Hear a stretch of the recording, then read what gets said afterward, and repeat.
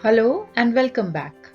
In this video, we will cover a very important topic, that is biofilm. We have studied that the bacteria grow by competing with their own types and with other bacteria for nutrients and space.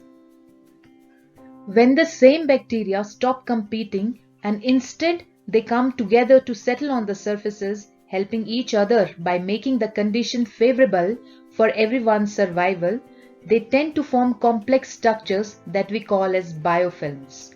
There are multiple species in a single biofilm and often they are several layers thick. Biofilm formation by microbes is something that has been occurring for billions of years as a way to create stable habitats with adequate access to food, water, atmosphere, and other essential factors. Biofilms are often cooperative associations among several microbial groups like bacteria, fungi, algae, and protozoa. They have been recognized in environmental microbiology for a long time. Next time when you go into the nature, try to look for the biofilms forming on the rocks as seen in this picture. You can see here a long sheet of biofilm forming on the ship bottom. Formation of biofilms leading to destruction of ancient paintings is another concern that has been well studied. Invasive biofilms can do a lot of harm to the human-made structures such as cooling towers, storage tanks, air conditioners, and even stone buildings and monuments. I'm sure you must have noticed the scum that builds up in bathrooms in short times if they are not cleaned, or the algae that collect on the walls of swimming pools, and more intimately the constant deposition of plaque on teeth. The microorganisms have widespread existence on the earth, so when left undisturbed, they gather in masses, attach to various surfaces, and capture available moisture and nutrients to form biofilms. Biofilm is actually a universal phenomenon that all of us have observed. Now let us see some examples of formation of biofilms in the human body. It is estimated that biofilms are responsible for 80% of all chronic infections of humans. We will also see how dental plaques, ear infections, infective endocarditis, and prostate infections are some common examples of biofilms affecting the native tissues in humans. The most common and readily available example is formation of dental plaque by the bacteria on teeth of the humans that may be responsible for infections that are tough to conquer. The dental plaques are not totally harmless and can become a potent source of notorious infections and inflammation in different sites of the body, including pneumonia, by the way of micro-aspirations during sleep. They can cause platelet activation and aggregation. They can increase the level of acute phase proteins, modify the respiratory tract mucosal surface, and also give birth to bacterial superinfections. Chronic ear infections are common among both children and adults, resulting in recurrent pus discharge and perforation of the eardrum. Biofilms can form in the ear canal, giving a safe refuge to a variety of bacteria and keeping them safe from the common antibiotics. The middle ear infections can have several complications that can be intracranial or intratemporal. Intracranial complications include extradural abscess, subdural abscess, brain abscess, lateral sinus thrombosis, and hydrocephalus. The intratemporal complications include mastoiditis, petrositis, facial paralysis, labyrinthitis, and mastoid abscess. Just by looking at this list, you can imagine that the defense systems of the body are useless in these patients, where biofilms provide a safe refuge to the microorganisms. This is a specimen of infective endocarditis. Bacteria can form biofilms on the heart valves. The endocarditis vegetations contain bacteria in their core that are surrounded by the blue matrix, platelets, fibrin, proteins, and collagen. The neutrophils and the other immune cells cannot reach the core and therefore cannot eradicate this infection. The bacteria embolize from this site frequently and cause septic emboli throughout the body.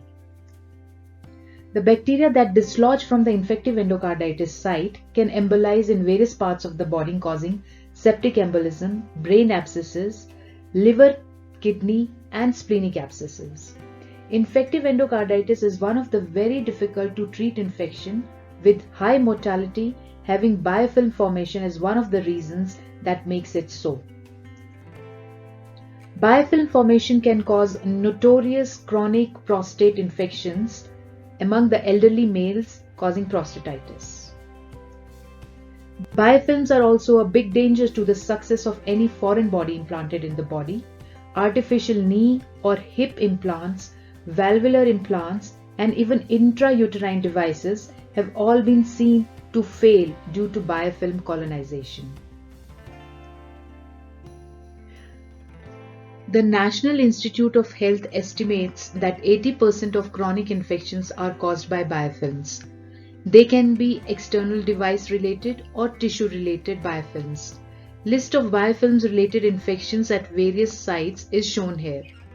Ordinary antibiotic treatment does not work against most biofilms, which is why infections remain chronic.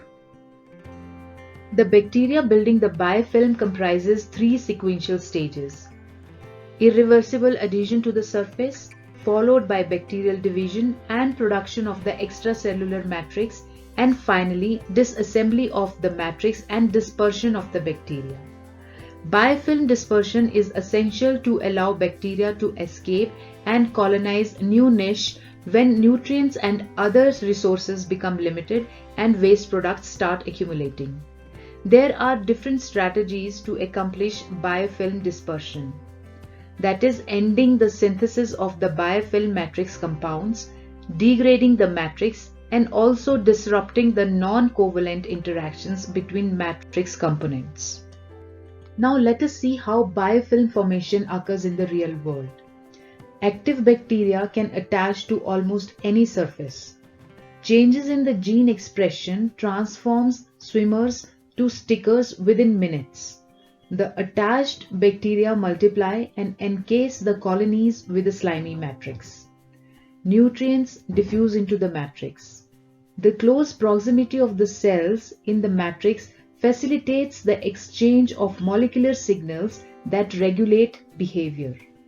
Chemical gradients create microenvironments for different microbial species and regulates their level of activity. Although antimicrobials damages outer cell layers, the biofilm community is resistant. Propelled by shear forces, aggregated cells can become detached or roll or ripple along the surface in sheets and remain in their protected biofilm stat. We can have 3 types of residents in a biofilm: persisters, drifters, and wall formers. Surfaces that have a thin layer of organic material such as polysaccharides or glycoproteins are most likely to accept a biofilm. These early cells, usually bacteria, attach and begin to multiply on the sticky surface.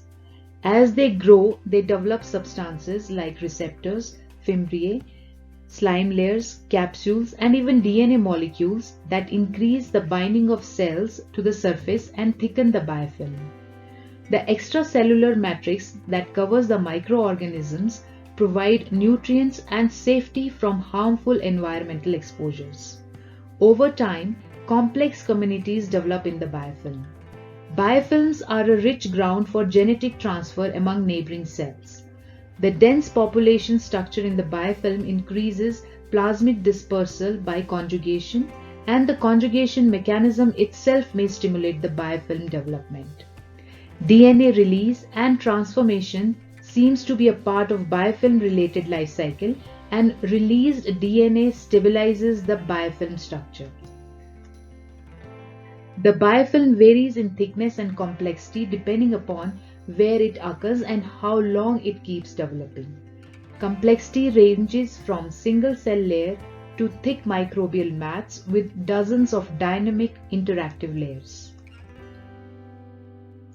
Biofilms are a profoundly important force in the development of terrestrial and aquatic environments. They dwell permanently in bedrock and the Earth's sediments, where they play an essential role in recycling elements, leaching minerals, and forming soil. Biofilms associated with plant roots promote the mutual exchange of nutrients between the microbes and roots. Now let us know how do the bacteria communicate with each other in a biofilm.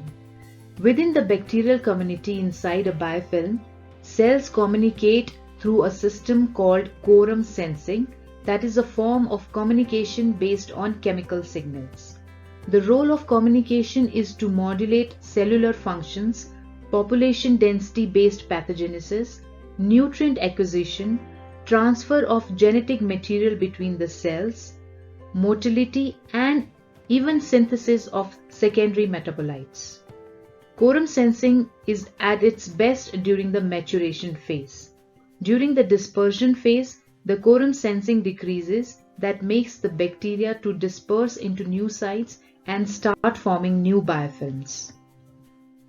For the bacteria to use quorum sensing constitutively, they must possess three abilities.